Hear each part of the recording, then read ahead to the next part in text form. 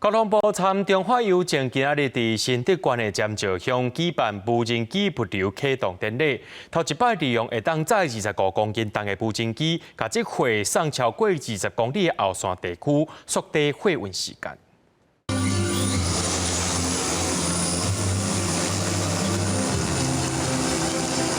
中华邮政的无人机看看起飞，下骹再要送去尖石后山地区的物件，原本需要100多分钟的车程，即马只要45分钟就当完成，至少会当省1/3至1半的时间。这来回的路程太远了，对，应该是对邮差会更方便的。路程是比较艰巨，这个部分是我们山区目前一定要大家要克服的地方。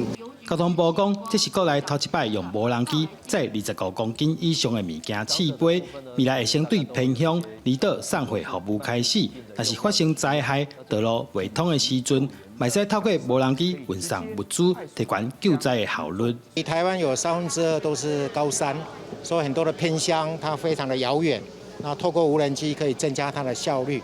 那未来如果在有天然灾害， 或是这个所造成的这些道路中断的时候，那这种载货的无人机就可以发挥很重要的一个角色。这届无人机的航程有21公里，海拔关价相差1580公尺。交通部表示，未来希望提悬载重，发挥无人机上大的效益。记者刘君和新竹报道。